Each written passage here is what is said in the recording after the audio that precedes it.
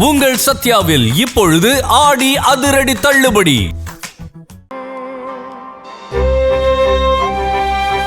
வாமானந்தி, சாப்பிட்டியாம்மா? சாப்பிட்டேனே. என்னம்மா இவ்வளோ காலையிலேயே? மஞ்சுவ அவங்க அப்பாவை பார்க்க கூட்டிட்டு போகணும். ஆமாம்மா, நைட்டு வலிப்பு வந்து மஞ்சு ரொம்ப கஷ்டப்பட்டுருச்சு போல் இருக்கு. சவு சொல்லிட்டு இருந்தாம்மா. ஆமாண்ணே, பாவம் சின்ன புள்ள தானே, அவ வயசுக்கு இம்புட்டு கஷ்டம் தாங்கிட்டு இருக்கிறதே பெருசுனே. நீங்க எல்லாருமே உங்க வயசுக்கு மீறின கஷ்டத்தை தாமா அனுபவிக்கிறீங்க. நீ அன்பு கூட சந்தோஷமா வாழத்தான் இங்கிருந்து போனேன். உன்னை நினைச்சு நான் அவ்வளோ சந்தோஷப்பட்டம்மா. யாரு கண்ணு பட்டுச்சோ இப்படி ஆயிப்போச்சேன்னு நினைச்சு நான் வேதனைப்படாத நேரமே இல்லம்மா. அன்பு பாப்பியாம்மா? பார்த்தா இந்த செக்யூரிட்டின்னு ரொம்ப விசாரிச்சுதான் சொல்லுமா. நம்பிக்கையோட இருக்க சொல்லுமா.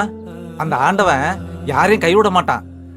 சொல்றேனே மேடம், நீங்க எல்லாரும் என் மேல வச்சிருக்கிற அன்பு பாசம் முந்தே எங்களுக்கு ஆசீர்வாதம். அதுவே எங்க கஷ்டம் எல்லாத்தையும் சரியாக்கிரும். சரிண்ணே, நான் போய் மஞ்சுவை பார்த்து கூட்டிட்டு வரேனே. சரிம்மா, போய் பாரு. ஆனந்தி,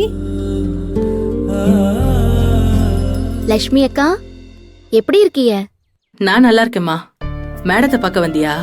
ஆமாக்கா, மேடம் இருக்காங்கல்ல? இருக்காங்க ஆனந்தி, மேலதான் இருக்காங்க.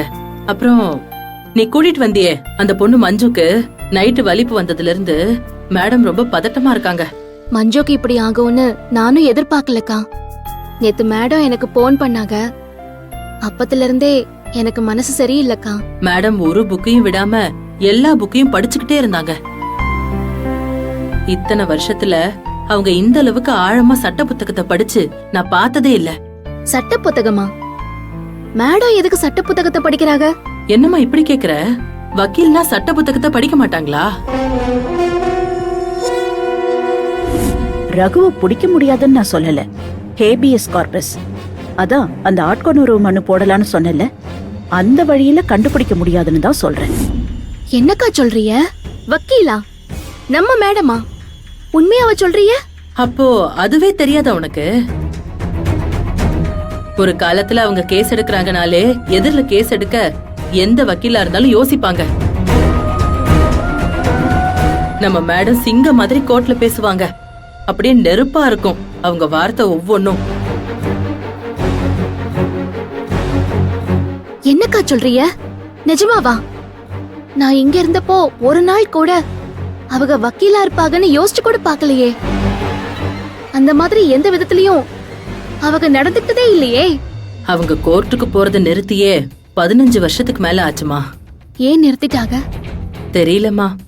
ஒரு நாள் கோர்ட்ல இருந்து வருத்தமா வந்தாங்க. இனிமே நான் கோர்ட்டுக்கே போக மாட்டேன்னு சொன்னாங்க. அதுக்கு மேல அவங்க கிட்ட யாரும் பேச முடியாதுமா. இது மட்டும் இல்லம்மா, இன்னும் அவங்க வாழ்க்கையில பெரிய பெரிய ரகசியங்கள்லாம் இருக்கு. எவ்வளவோ வலியும் வேதனைகளும் கூட இருக்கு. ஆனா அது எதையும் அவங்க யார்கிட்டயும் எப்பவும் சொல்ல மாட்டாங்க.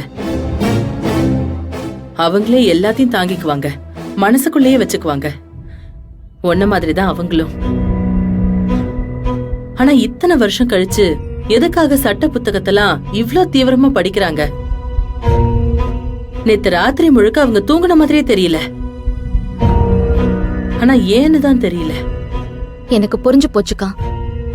நான் இப்பவே போய் மேடத்தை பாக்குறேன்.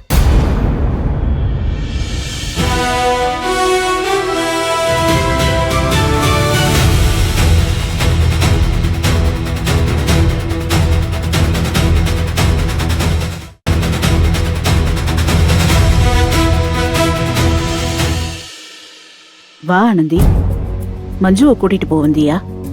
அவளை கூட்டிட்டு போகணுமான்னு எனக்கு ஒரே குழப்பமா இருக்கு மேடம். ஏன் திடீர்னு இப்படி ஒரு குழப்பம்?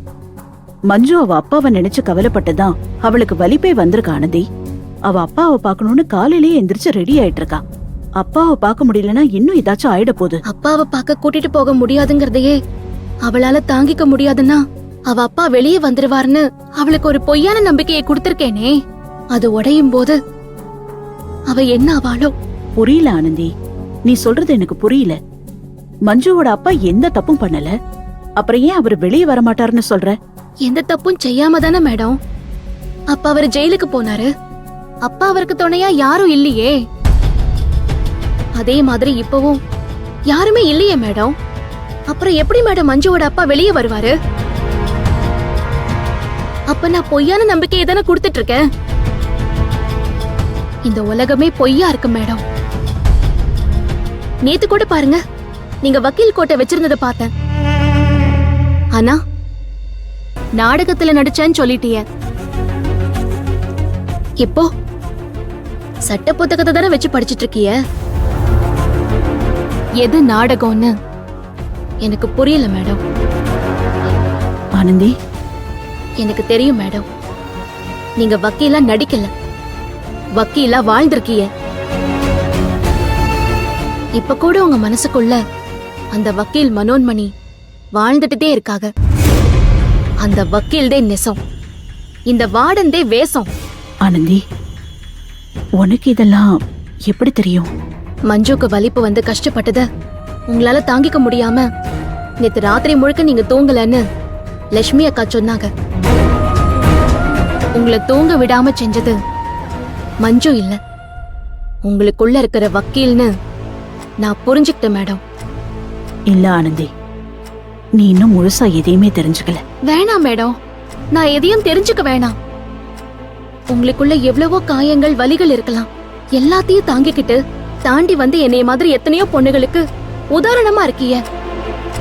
நீங்க எதையெல்லாம் கடந்து வந்திருக்கீங்கன்னு தெரிஞ்சுக்கலனாலும் உங்க மேல இருக்கிற மதிப்பும் மரியாதையும் எனக்கு எப்பவுமே குறையாது. உங்களை எனக்கு ரொம்ப பிடிக்கும். ஆனா உங்க மேல ஒரு வருத்தம் இருக்கு. மஞ்சுவோட அப்பா பிரச்சனைய சொல்லி ஒரு வக்கீல பார்க்கணும்னு சொல்லும் போது கூட நீங்க கேஸ நான் நடத்துறேன்னு சொல்லலையே மேடம். அததான் நான் சொன்னேன், நீ இன்னும் முழுசா எதையுமே தெரிஞ்சுக்காம பேசுறேன்னு. என்னால எந்த வழக்கையும் எடுத்து வாதாட முடியாது. இன்னொரு தடவை வக்கீல் கோட்டை மாட்டிக்கிட்டு வக்கீல் மனோன்மணியா என்னால கோர்ட்டுக்குள்ள போக முடியாது ஆனந்தி. அப்புறம் எதுக்காக இந்த மாதிரி சட்ட புத்தகத்தெல்லாம் படிச்சிட்டு இருக்கே மேடம்? மஞ்சுவோட அப்பாக்காக நான் ஒரு நல்ல வக்கீலா ஏற்பாடு பண்ணி தரேன். அந்த வக்கீலுக்கு சட்ட ரீதியா என்னால என்ன உதவி செய்ய முடியுமோ அது எல்லாத்தையும் நான் செய்யறேன் ஆனந்தி. அதுக்காக தான் நான் தயாராயிட்டு இருக்கேன். உங்களை விட நல்ல வக்கீலா உங்களால ஏற்பாடு பண்ண முடியுமா மேடம்? சொல்லுங்க மேடம், நீங்க முடியும்னா சொல்லுங்க. நான் ஒரு வார்த்தை கூட மறுத்து பேச மாட்டேன். ஒரு நிரபராதி தண்டிக்கப்படக்கூடாதுங்கிறதுல உங்களுக்கு இருக்கிற பொறுப்பும் மஞ்ச மாதிரி ஒரு பொண்ணு மேல உங்களுக்கு இருக்கிற அக்கறையும் பாசமும் நீங்க ஏற்பாடு பண்ண போற வக்கீலுக்கு இருக்குமா மேடம்? என் புருஷன் மேல பொய்யான பழிய சுமத்தி அவரை கைது பண்ணி தப்பானவங்கன்னு தெரிஞ்சும் அவங்க கிட்ட பணத்தை வாங்கி என் அன்புவுக்கு பெயில் கிடைக்க விடாம பண்ற அந்த அரசாங்க வக்கீல்ல இருந்து என்னைய மாதிரி ஒரு பொண்ணுக்கு வாழ்க்கை கொடுத்த என் அன்புவால உயிருக்கு ஆபத்துன்னு பணத்தை வாங்கிட்டு பொய்யா மனு கொடுத்த ரகுவோட பொண்டாட்டி ஜெயக்குடி அக்கா வரைக்கும் எல்லாரையும் பார்த்து பார்த்து மனுஷங்க மேல இருக்கிற நம்பிக்கையே எனக்கு போச்சு மேடம்.